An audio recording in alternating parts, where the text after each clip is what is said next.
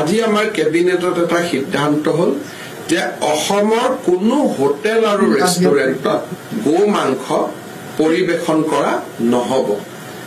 আৰু বিভিন্ন ধৰণৰ যি সামাজিক ফাংচন হয় কোনোবাই ধৰ্মীয় সভা পাতিলে কিবা পাতিলে যিবিলাক সামাজিক সভা হয় সেই সামাজিক সভাটো গো মাংস খাব পৰা নহব যেটো এটা অভিযোগ আছিল যে কোনোবাই গো মাংস দি দিলে তাৰমানে পাব্লিকলি খালে এতিয়াৰ পৰা public consumption of beef has been totally prohibited from today. So, in no restaurant, in no hotels, and in no public places. Pradhan Mantri Dangoriyak সাক্ষাৎ কৰিলো আপোনালোকক আমাৰ প্ৰায় 1 লাখ কোটি টকাৰ অসমৰ ইনফ্ৰাষ্ট্ৰাকচাৰৰ বিভিন্ন প্ৰজেক্ট কেন্দ্ৰ বিভিন্ন পৰ্যায়ত আছে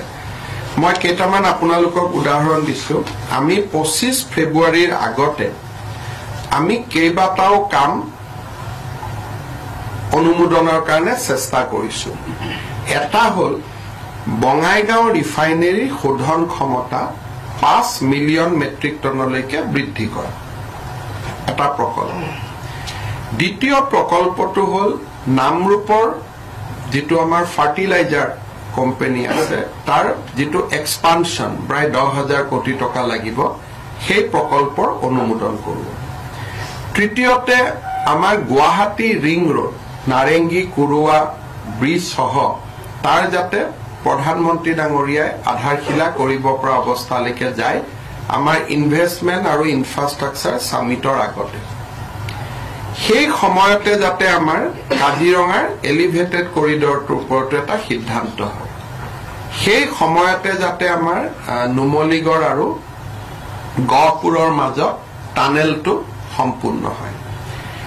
তৃতীয়তে আমি এটা বহুত ডাঙৰ প্ৰজেক্টত কাম কৰি আছো হেতু হল গুৱাহাটীৰ পৰা আমি বৰাপানীলৈকে যাম আৰু বৰাপানীৰ পৰা শিলচৰ 4 ঘণ্টাত গৈ পাব পৰা প্ৰায় 25,000 কোটি টকা ব্যয় হ'ব হেতু কয় এক্সপ্ৰেছ হাইৱে অৰ্থাৎ প্ৰথম আপুনি যাব বৰাপানীৰ পৰা সিধাই গৈ আপুনি শিলচৰ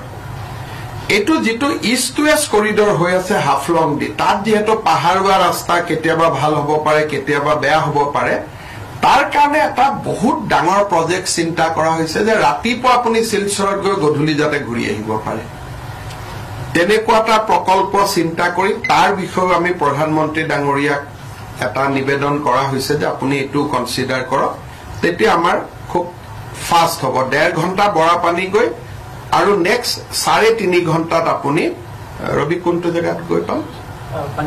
পঞ্চগ্ৰামত গৈ পাব পাৰো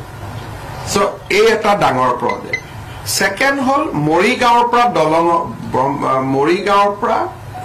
দৰং সংযোগী ব্ৰহ্মপুত্ৰৰ ওপৰত আৰু এখন দলং নাৰেংগী কুৰুৱাৰ লগতে আৰু এখন দলং সো এনেকে বহুত কেটা প্ৰজেক্ট আমি ভাৰত চৰকাৰৰ লগত কথা পাতি আছো এইবোৰটো এনে সপোন লাগে কিন্তু প্ৰধানমন্ত্ৰী ডাঙৰীয়াই মোক কৈছে যে গোটেই লিষ্টখন নহলেও যিমানখিনি কৰিব পৰা যায় তেখেতে অসমৰ কাৰণে কৰিব চেষ্টা কৰিব গতিকে ইমান ডাঙৰ লিষ্ট হলে 1 লাখ কোটি মান লাগিব কিন্তু তথাপিতো তেখেতে মোক কথা দিছে যেনেকে ৰিফাইনাৰী এক্সপানশনটোতে 8-9,000 কোটি লাগিব ফাৰ্টিলাইজাৰ 10,000 কোটি লাগিব শিলচৰ ৰাস্তাটো হলে 25,000 কোটি টকা লাগিব যদি তলত আমাৰ টানেলটো হয় 12,000 কোটি টকা লাগিব গুৱাহাটী ৰিং ৰোডত 8,000 কোটি এলিভেটেড কৰিডৰটো হলে 8,000 কোটি তাৰমানে গোটেইবোৰ মিলিলে শিলচৰ ৰাস্তাটোত অকলে 25,000 ক্ৰছ গতিকে এইবিলাক একোটা বহুত ডাঙৰ কথা কিন্তু প্ৰধানমন্ত্ৰী ডাঙৰীয়াই আশ্বাস দিছে যে গোটেই লিষ্টখন নহলেও 25 ফেব্ৰুৱাৰীলৈকে তেওঁ অসমক যিমান পাৰে ভাল খবৰ দিবৰ কাৰণে চেষ্টা কৰিব তাৰ লগত আমাৰ গুৱাহাটীৰ দুয়ো পাৰে জাগিৰোড আৰু পলাশবাৰী এই গোটেই প্ৰকল্পখিনিক লৈ গুৱাহাটীক সামৰি দুখন স্যাটেলাইট সিটিৰো কথা চলি আছে তাতো প্ৰায় 10,000 কোটি টকাৰ বিনিয়োগৰ কথা আছে গতিকে বিভিন্ন ধৰণৰ আঁচনি আমি 25 ফেব্ৰুৱাৰীৰ ভিতৰত অসমৰ কাৰণে ভাল খবৰ যিমান পাৰো লব কৈছো ৰেলৰ ওপৰতো এটা ডাঙৰ প্ৰজেক্ট আছে যে গুৱাহাটীৰ পৰা ডাইৰেক্ট ভূটানলৈকে গেলেফুলৈকে এটা ডেডিকেটেড ৰেল লাইন গতিকে বহুত বিলাক সপোন লৈ এবাৰ আমি দিল্লীত আহিছিলো আৰু সকলো মন্ত্ৰীয়ে খুব পজিটিভলি ৰেসপন্স কৰিছে ডিপাৰ্টমেণ্টে কৰিছে আৰু বহুত বিলাক কামৰ চৰ্চা হৈছে